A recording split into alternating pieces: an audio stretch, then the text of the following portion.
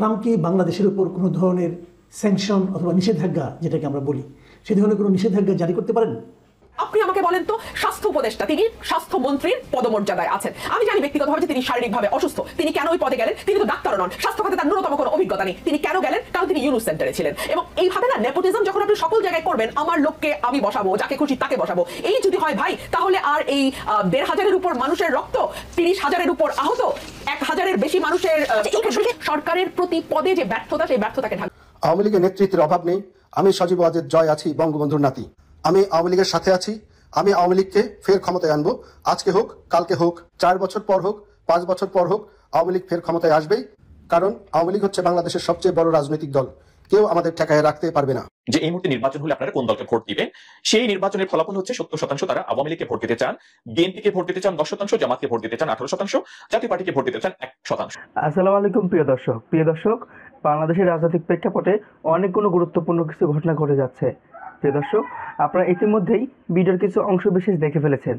দেখে হয়তো বুঝতে পারছেন আজকে ভিডিওটি কতটা গুরুত্বপূর্ণ। তো প্রিয় দর্শক, যারা ভিডিও অন করেছেন তারা ভিডিও না টেনে পুরো ভিডিও দেখতে থাকুন, তাহলে ভিডিওর অংশ বিশেষগুলো বুঝতে পারবেন। তো প্রিয় দর্শক, যারা এখন চ্যানেলটাকে সাবস্ক্রাইব করে রাখেননি, তারা এরকম গরম খবর পেতে চ্যানেলটাকে সাবস্ক্রাইব করে রাখুন। আর যারা করেছেন তাদেরকে অসংখ্য ধন্যবাদ। চলুন ভিডিওতে একটা লাইক দিয়ে পর্যায়ক্রমে ভিডিওগুলো দেখে আসি। ট্রাম্প কি বাংলাদেশের উপর কোনো ধরনের স্যাংশন অথবা নিষেধাজ্ঞা, যেটাকে আমরা বলি, সেই ধরনের কোনো নিষেধাজ্ঞা জারি করতে পারেন? এই আলোচনাটা এসেছে এই কারণে যে যুক্তরাষ্ট্রে যে সমস্ত ভারতীয়রা আছে অথবা আমেরিকান হিন্দু যাদেরকে বলা হয়, তারা যারা আছে তাদের মধ্য থেকে, আমেরিকান হিন্দু কমিউনিটির মধ্য থেকে এ ধরনের একটা দাবি উঠেছে। এবার সবাই জানেন যে যুক্তরাষ্ট্রে আমেরিকান হিন্দুরা কিন্তু ট্রাম্পকে একচেটিয়া ভোট দিয়েছেন। বলা হয়ে থাকে আমেরিকান হিন্দু ওখানে যা আছে তার ৮০% এবার ট্রাম্পকে ভোট দিয়েছে। এবং তাদের ভোটটা কনফার্ম করার জন্য ডোনাল্ড ট্রাম্প কিন্তু তাদের দিওয়ালি উৎসব উপলক্ষে এক্স হ্যান্ডেলে একটা বার্তা দিয়েছিলেন। এবং সে বার্তায় হিন্দু কমিউনিটির কথা, হিন্দু কমিউনিটির অধিকারের কথা, হিন্দু নির্যাতন যারা করছে তাদের ব্যাপারে কিছু বক্তব্য উনি দিয়েছিলেন। এবং তখন হিন্দু নির্যাতনকারী হিসাবে উনি বাংলাদেশের কথা উল্লেখ করেছিলেন। এবং তিনি বলেছিলেন যে বাইডেন সরকার এটা হতে দিয়েছে, বাংলাদেশে নাকি বাংলাদেশের হিন্দুদের উপর নাকি দলবদ্ধ হামলা হচ্ছে, দাঙ্গা হচ্ছে, এরকম।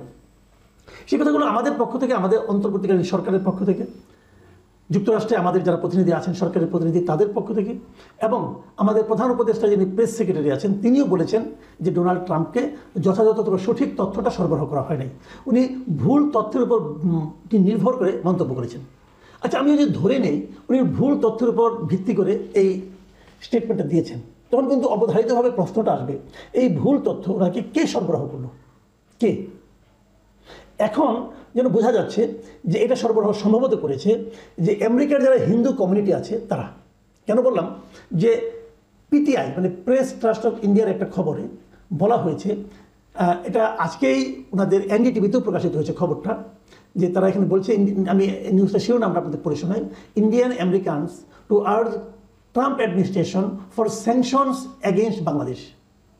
মানে বাংলাদেশের বিরুদ্ধে যাতে স্যাংশন দেওয়া হয় সেই জন্য ইন্ডিয়ান আমেরিকানরা ট্রাম্প প্রশাসনের কাছে আহ্বান জানাচ্ছে। কেন? এই নিউজটার ভেতরে পড়লে আমরা দেখতে পাই যে আমেরিকান ইন্ডিয়ান প্রশাসনের খুবই গুরুত্বপূর্ণ একজন ব্যক্তি, তার নাম হলো ডক্টর ভারত বড়াই। এই ভদ্রলোক ভারতীয় আমেরিকান কমিউনিটির একজন নেতা। তিনি যেটা বলেছেন যে ট্রাম্প ক্ষমতা গ্রহণের পরপরই তারা বাংলাদেশের বিরুদ্ধে কাজ শুরু করে দেবে। এবং তিনি বলেছেন যে বাংলাদেশের ব্যাপারে, বাংলাদেশের সংখ্যালঘুদের উপর নির্যাতন চলছে, এটা নিয়ে ডোনাল্ড ট্রাম্প যে পোস্ট দিয়েছিলেন সেই পোস্টটাই তাদেরকে নাকি মানে যে ইন্ডিয়ান আমেরিকান যারা আছে এদেরকে উদ্বুদ্ধ করছে এ ধরনের একটা স্যাংশন দেওয়ার জন্য ট্রাম্প প্রশাসনকে চাপ দিতে। এখন এটা নিয়ে তারা ইন দ্য মিন টাইম বেশ ভালোভাবে কাজও শুরু করেছে কিন্তু।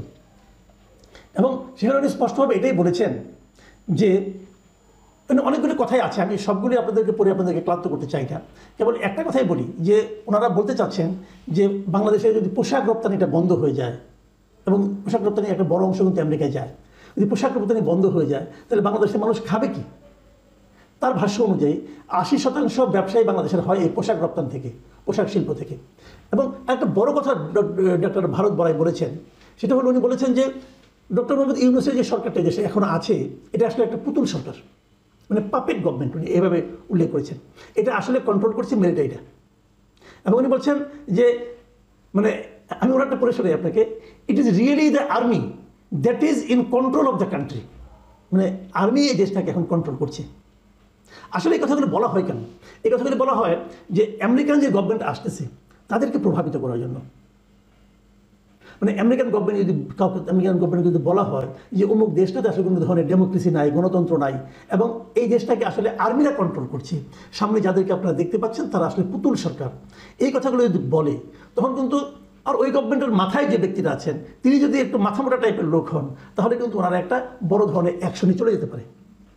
ট্রাম্পকে আপনি যেভাবেই দেখেন না কেন, কিন্তু তার একটা সিদ্ধান্ত তো গুরুত্বপূর্ণ। শুধু আমেরিকার মতো দেশের প্রেসিডেন্ট উনি যদি সিদ্ধান্ত নেন সেটা আমাদের বিপক্ষে যাবেই। এবং কেবল তাই না, এই মিস্টার ভারত বড়াই কিন্তু এখানেই থামেননি। তিনি একই কথা বলেছেন যে বাংলাদেশ যদি হিন্দুদেরকে হয়রানি করা অব্যাহত রাখে ভারতেরও উচিত হবে বাংলাদেশের উপর নিষেধাজ্ঞা দেওয়া। আর উনি ইংরেজিতে কী বলেছেন আপনারা দেখুন, আমি এটা দিয়ে দিচ্ছি পাশে।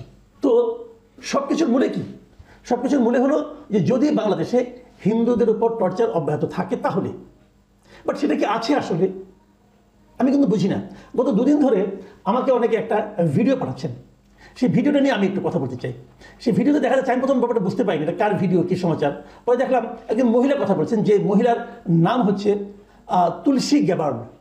এই তুলসী গ্যাবার্ড হলো যুক্তরাষ্ট্রের যে প্রেসিডেন্ট নতুন হয়েছে, নতুন যে প্রশাসন আসতেছে ট্রাম্পের প্রশাসন, সেই প্রশাসনের ন্যাশনাল সিকিউরিটি এজেন্সির উনি হবেন পরিচালক। এই তুলসী গ্যাবার্ড কিন্তু হিন্দু। এখন এই তুলসী গ্যাবার্ডের যে ভিডিওটা আমি দেখেছি সেখানে উনি কিছু কথা বলেছেন। সেই ভিডিওতে তুলসী গ্যাবার্ড বলেছেন যে বাংলাদেশের মন্দিরে ভগবানের ভক্তদের বিরুদ্ধে এমন ঘৃণা ও সহিংসতা দেখে আমার মন ভেঙে গেছে। মানে এই ধরনের আরও অনেক কথা আছে, আমি এক লাইন কেবল পড়ে শোনালাম। তার মানে ওনার কথা থেকে মনে হচ্ছে যে বাংলাদেশে মানে হিন্দুদের বিরুদ্ধে টর্চার হচ্ছে, হিন্দুদের ধর্মীয় যে প্রতিষ্ঠানগুলো আছে সেগুলো ভাঙচুর হচ্ছে, এটা দেখে ওনার হৃদয় ভেঙে গেছে। ইন্টারেস্টিং হলো এটা তুলসীর একটা পুরনো ভিডিও, অনেক পুরনো, 2021 সালের ভিডিও। এবং 2021 সালে দুর্গাপূজার সময় বাংলাদেশে কিছু সহিংসতা হয়েছিল, এবং সেই সহিংসতার ভিডিওগুলো দেখেই উনি এই কমেন্টটা করেছিলেন এবং সেই কমেন্টটা প্রচারিত হয়েছিল। 2021 সালে ক্ষমতায় কে ছিল? 2021 সালে ক্ষমতায় খুব দুর্দণ্ড প্রতাপে ছিলেন শেখ হাসিনা সরকার। কাজে শেখ হাসিনা সরকারের সময়কার একটা ঘটনার প্রেক্ষিতে তুলসী গ্যাবার্ডের দেওয়া এই বক্তব্যকে যদি কেউ বাংলাদেশের বর্তমান পরিস্থিতির উপর ভিত্তি করে তার বক্তব্য হিসাবে চালিয়ে দিতে চান তাহলে তো মহা ঝামেলা। এবং যদি এটাকে চালিয়ে এক ধরনের মানে পরিস্থিতি ক্রিয়েট করার চেষ্টা করে, এক ধরনের আবহ তৈরি করার চেষ্টা করে যে বাংলাদেশে এখনও সাম্প্রদায়িক এই দাঙ্গাগুলি চলছে অথবা সংখ্যালঘুদের উপর অত্যাচার চলছে এবং সেটা নিয়ে মার্কিন প্রশাসনের সম্ভাব্য কর্মকর্তা উদ্বিগ্ন, এটা বলে যদি কেউ দেশের মধ্যে এক ধরনের অস্থিরতা তৈরি করতে চায় অথবা বিদেশের কাউকে প্রভাবিত করতে চায়, সেটাও কিন্তু একটা বড় ধরনের অশনি সংকেত। এটাকে আপনি ষড়যন্ত্র করতে পারেন। কাজে এই ষড়যন্ত্র নানাভাবে চলতে থাকবে। আমার কাছে আমি সত্যি কথা বলতে আমি আপনাদেরকে বলি, এই তুলসী গ্যাবার্ডের ভিডিওটা আমাকে একজন আওয়ামী লীগের নেতা পাঠিয়েছেন। কি বলবেন? তারা তো নিশ্চয়ই যেহেতু আমাকে পাঠিয়েছেন নিশ্চয়ই আরও অনেকে পাঠিয়েছেন, লুকিয়ে আছেন, কোথায় আছেন আমি জানি না, বাট আমাকে এটা পাঠিয়েছেন। তো অনেকে পাঠিয়েছেন, মানুষের মধ্যে কিন্তু একটা ধারণা তৈরি হতে পারে এবং তারা হয়তো বিদেশেও পাঠিয়েছেন। এভাবেই কিন্তু চলে। এই বিষয়গুলোকে ভালো বলার কোনো সুযোগ নেই, কিন্তু প্রশ্ন হলো এগুলো তো চলতেই থাকবে। আবার ওদিকে হিন্দু কমিউনিটির লিডাররা তারাও তাদের প্রভাব বিস্তার করতে থাকবে। তো আমার কথাটা হলো কি, এগুলো চলবে, কিন্তু আমরা এটাকে কীভাবে হ্যান্ডেল করব, আমাদের সরকার কীভাবে হ্যান্ডেল করবে, সেটাই হলো মূল জিনিস। সরকার যদি এই বিষয়টাকে যথাযথভাবে হ্যান্ডেল না করতে পারে তাহলে এই সরকারকে কি আমরা সফল সরকার বলবো না। সরকারের দায়িত্ব হলো দেশে অথবা বিদেশে যত ধরনের ষড়যন্ত্র হবে, যে ষড়যন্ত্রগুলো দেশের জন্য ক্ষতিকর হবে, দেশের মানুষের জন্য ক্ষতিকর হবে, সেগুলোকে মোকাবেলা করা। আপনি মোকাবেলা না করে ভালো মানুষ সেজে বসে থাকলেন, আহু করলেন, এই ধরনের দুর্বল সরকার থেকে দেখতে চাইবে না। সরকার কি ব্যবস্থা নেয় সেটা আমরা দেখতে চাই। দেখুন যুক্তরাষ্ট্রে সরকার এমন একজন লোককে ওখানে দায়িত্ব দিয়ে পাঠিয়েছে, অ্যাম্বাসেডার বানিয়ে পাঠিয়েছে, যিনি একসময় আওয়ামী লীগ সরকার এবং যুক্তরাষ্ট্রে খুবই সোচ্চার ছিলেন। প্রত্যেকটা উনি প্রেস ব্রিফিংয়ে উনি যেতেন, যে কথা বলতেন। এখন একটা দায়িত্ব পেয়ে উনি যদি ঘুমিয়ে যান তাহলে কিন্তু আরও বড় সমস্যা। তখন মানুষ ভাববে কি এই দায়িত্বটা পাওয়ার জন্যই বুঝে এগুলো করেছেন উনি। আগে যেরকম আপনাকে দেশপ্রেমিক হিসেবে আমরা ভাবতাম আপনার কথাবার্তা, এখনও সেই দেশ এখন একটা দায়িত্ব পেয়েছেন, সেটা প্রমাণ করুন দয়া করে। এবং সরকারকে আমি সতর্ক হওয়ার জন্য আহ্বান জানাবো। আপনি আমাকে বলেন তো, স্বাস্থ্য উপদেষ্টা তিনি স্বাস্থ্যমন্ত্রীর পদমর্যাদায় আছেন। আমি জানি ব্যক্তিগতভাবে যে তিনি শারীরিকভাবে অসুস্থ, তিনি কেন ওই পদে গেলেন? তিনি তো ডাক্তারও নন, স্বাস্থ্য খাতে তার ন্যূনতম কোনো অভিজ্ঞতা নেই। তিনি কেন গেলেন? কারণ তিনি ইউনুস সেন্টারে ছিলেন। এবং এইভাবে না নেপোটিজম যখন আপনি সকল জায়গায় করবেন, আমার লোককে আমি বসাবো, যাকে খুশি তাকে বসাবো, এই যদি হয় ভাই, তাহলে আর এই ১,৫০০-এর উপর মানুষের রক্ত, ৩০,০০০-এর উপর আহত, 1000-এর বেশি মানুষের সরকারের প্রতি পদে যে ব্যর্থতা, সেই ব্যর্থতাকে ঢাকবার জন্য আপনি মনে করে দেখুন তো গত 100 দিনে এমন কোন সেক্টর কি আছে যে সেক্টর পিসফুলি কাজ করতে পেরেছে? গার্মেন্ট সেক্টর থেকে শুরু করে আপনি কি বলছেন এই পদক্ষেপ নেওয়া দরকার ছিল, যেই পদক্ষেপ নেওয়া দরকার ছিল, এবং যেহেতু এই আন্দোলনের ফসল হিসেবে 20 জনের একটা উপদেষ্টা পরিষদ এখন মন্ত্রিত্বের স্বাদ গ্রহণ করছে, তারা যেহেতু স্টিয়ারিং এ আছে, মূল দায়িত্বটা তাদের উপর যদি বলা হতো তাহলেও কিন্তু আমরা মোটা দাগে হিসাব করতে পারতাম যে ঠিক আছে প্লাস মাইনাস কিছু একটা হবে 1 বছরের। কিন্তু এখন তো we are in total dark, এবং যেই সংস্কারের কর্মসূচি, যে দীর্ঘ সংস্কারের কথা বলা হচ্ছে, তার কিছুই তো নিকল শুরু হচ্ছে না। ধরুন শেখ হাসিনাকে ফেরানো, যদি প্রথম কথাটা বলি, আমাদের সাধারণ মানুষ যারা, আমি আমাদের মতন রাজনীতি নিয়ে খেলা করা মানে চুলচেরা বিচার করা মানুষ, বা আপনার মতন যাকে প্রতি মুহূর্তে রাজনীতির খবর রাখতে হয়, তেমন মানুষদের কথা একপাশে সরিয়ে রেখে একদম সাধারণ মানুষদের কথা চিন্তা করে, তাদের মোটা দাগে চিন্তা কি, শেখ হাসিনাকে কি ফিরিয়ে আনা হবে? আচ্ছা ধরলাম ভারতের সঙ্গে আমাদের যেহেতু নানান রকম রাজনৈতিক হিসাব নিকাশের ব্যাপার আছে, পারা গেল না। এর পরপরই কি আছে? ওবায়দুল কাদের, এর পরপরই আছে আসাদুজ্জামান খান কামাল, এরপরই আমরা শুনেছি আরাফাতের হুঙ্কার, আমরা দেখেছি নওফেল সাহেব কি সব কথা বলেছিলেন সেই সময়, হাসান মাহমুদ দিন, এবং এরপরে বোধহয় আরো 10 দিন, মোট 100 দিন ধরে ঘটেছে। এবং 100 দিন ধরে এই ঘটনাগুলো ঘটবার পরে আজকে যদি সরকারের ভেতরে থাকা একজন ব্যক্তি বলেন যে অন্য কোনো রাজনৈতিক দলের নির্বাচন চাইবার জন্য এই সকল দাবি চাপা পড়ে যাচ্ছে, তাহলে একেবারেই নিজের দায়িত্বকে অস্বীকার করা, নিজের ব্যর্থতাকে ঢাকবার একটি খুবই হাস্যকর প্রয়াস ছাড়া এটাকে আর কি বলবো বলেন। আমি আজকে লক্ষ্য করলাম যে বিএনপি স্ট্যান্ডিং কমিটির মেম্বার সালাউদ্দিন ভাই এবং সেই সঙ্গে বিএনপির স্বাস্থ্য বিষয়ক সম্পাদক রফিক ভাই সহ রুহুল কবির রিজভিও গেছেন আহতদের দেখার সঙ্গে। এই 3 দিনের মধ্যেই তো এটা ঠিকঠাক হওয়ার কথা ছিল, কিন্তু সেটি তো হয়নি। এবং আমরা দেখছি দফায় দফায় আলোচনাগুলো সামনে আনা হচ্ছে। আমি যদি এভাবে বলি, আলোচনাগুলোকে সামনে আনা হচ্ছে, দেখলাম এই সিদ্ধান্ত নিতে দেরি হলো। সেই রকম অতি তৎপর গতিতে আহতদের বিষয়ে যদি আপনারা আরেকটু সরকারকে বলতেন, তাহলে সেটা খুব দ্রুত বা আরেকটু সরকারের কাজে গতি আসতো না? আমি আপনার সঙ্গে একমত পোষণ করেই বলছি, বিএনপি গত 17 বছর ধরে যে পরিমাণ জুলুম নির্যাতনের শিকার হয়েছে, এবং বিএনপির 400-র উপরে কর্মী এই 1.5 মাসে নিহত হয়েছে, বিএনপির কয়েক হাজার কর্মী আহত হয়েছে। সুতরাং আমরা আমাদের দলীয় ব্যবস্থাপনায় আমরা আমাদের নেতা কর্মীদের যেমন টেক কেয়ার করতে হচ্ছে, একই সঙ্গে প্রতিদিন নতুন নতুন ইস্যুও সামনে আসছে রিকল, এবং রাষ্ট্রপতিকে থাকবেন কি থাকবেন না এই ইস্যুটিও কি হঠাৎ করেই সামনে আনা হলো না? ধরুন 5ই অগস্ট যখন এই মহাবিপ্লব কিংবা গণঅভ্যুত্থান যেটা আপনি বলেন, সেটা খুব পরিষ্কার না। বলা হচ্ছে সংস্কার যদি দ্রুত হয় তাহলে নির্বাচন দ্রুত হবে, সংস্কার যদি ধীরে হয় তাহলে নির্বাচন ধীরে হবে। সংস্কার বলতে আসলে অন্তর্বর্তীকালীন সরকারটি কি মিন করছে? সে কারণে আমি বারবার একটা কথা বলছি, স্বল্প মধ্য এবং দীর্ঘমেয়াদে কি কি সংস্কার আপনারা করতে চান,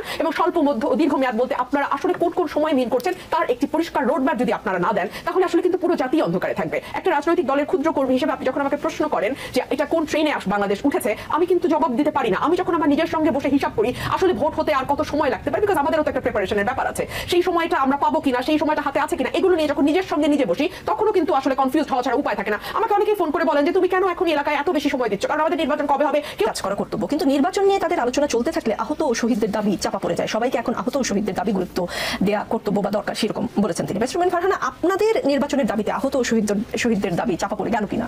আপনাকে অসংখ্য ধন্যবাদ।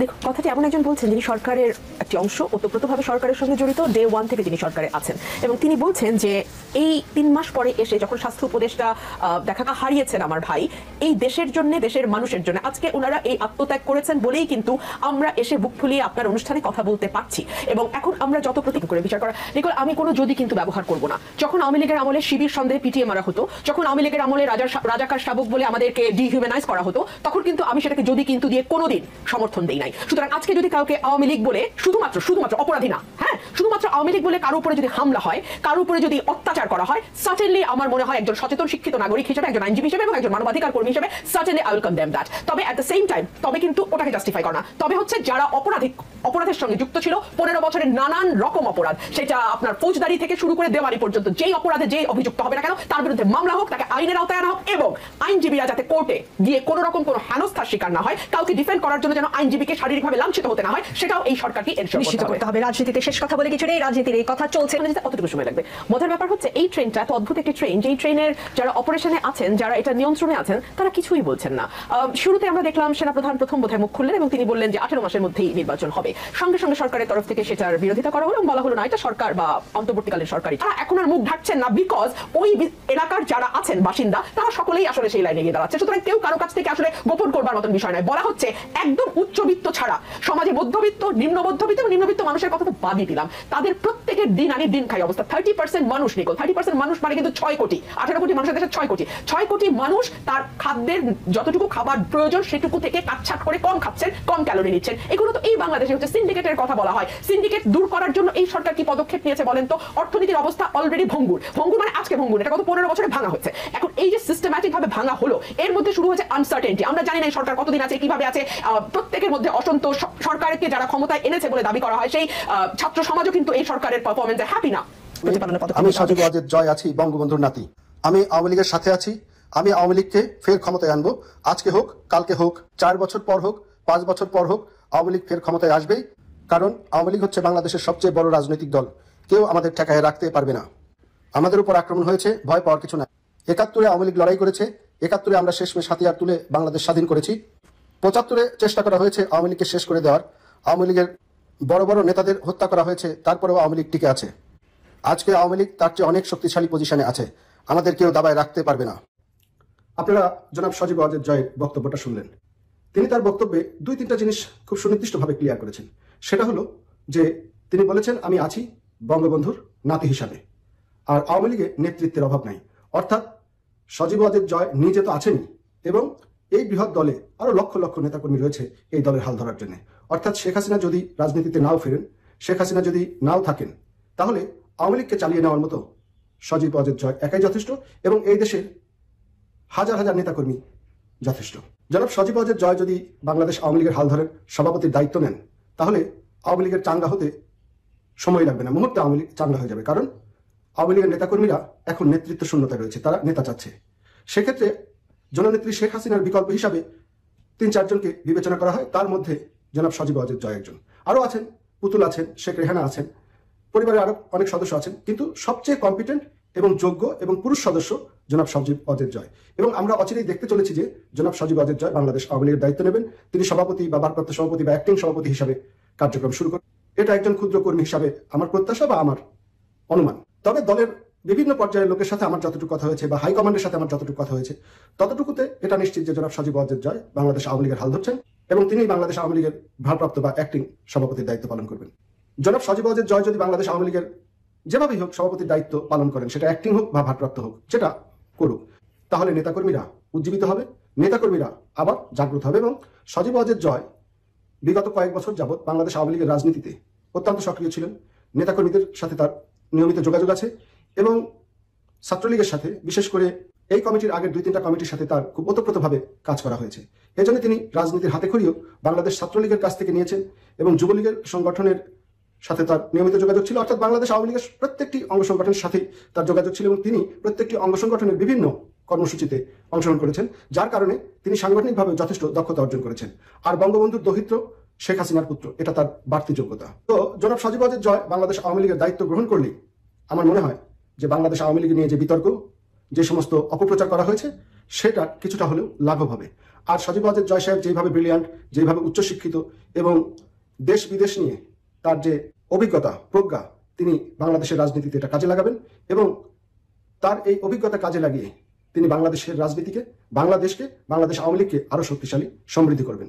সজীব ওয়াজেদ জয় যদি বাংলাদেশ আওয়ামী লীগের দায়িত্ব গ্রহণ করে, তাহলে বাংলাদেশ আওয়ামী লীগ খুব তাড়াতাড়ি ঘুরে দাঁড়াবে। এবং সামনে যে ইলেকশন আসছে, যদি ইলেকশনে আওয়ামী লীগকে নিষিদ্ধ করা না হয়, তাহলে অবশ্যই আওয়ামী লীগ নির্বাচন করবে। এবং আওয়ামী লীগ যদি নির্বাচন করে, আওয়ামী লীগ যদি 300 আসনে প্রার্থী দেয়, বা যদি তারা যেটা বলছে যে আনুপাতিক হারে সংসদ নির্বাচন দেবে, যদি আনুপাতিক হারে সংসদ নির্বাচন দেয় এবং আওয়ামী লীগের যদি ভোট দেওয়ার সুযোগ পায়, তাহলে সজীব ওয়াজেদ জয়ের যে দাবি, এই মুহূর্তে বাংলাদেশ আওয়ামী লীগ হচ্ছে বাংলাদেশের সবচেয়ে বড় রাজনৈতিক দল, এটা চিরন্তন সত্য। এই কথা কেউ অস্বীকার করতে পারবে না যে বাংলাদেশ আওয়ামী লীগ এই মুহূর্তে বাংলাদেশের সবচেয়ে বড় রাজনৈতিক দল। তো তাই যদি হয়, তো নেতাকর্মীরা যদি ভোট দেওয়ার সুযোগ পায়, তাহলে আওয়ামী লীগ ক্ষমতায় আসবে, যেটা সজীব ওয়াজেদ জয় সাহেব বলেছেন। 4 বছর হোক, 5 বছর হোক, আওয়ামী লীগ আবার ক্ষমতায় আসবে। এটাই আসলে সত্য, বাংলাদেশ আওয়ামী লীগ আবার ক্ষমতায় আসবে। এই ষড়যন্ত্রকারীরা লেজ। তো দর্শক, আশা করি পুরো ভিডিওটা দেখেছেন। দেখে হয়তো আপনার মন্তব্য থাকতে পারে, মন্তব্য থাকলে কমেন্ট বক্সে জানিয়ে দিন। তবে দেখা হবে, কথা হবে পরবর্তী কোনো ভিডিওতে, পরবর্তী সময়ে। ততক্ষণে ভালো থাকুন, সুস্থ থাকুন, আল্লাহ হাফেজ।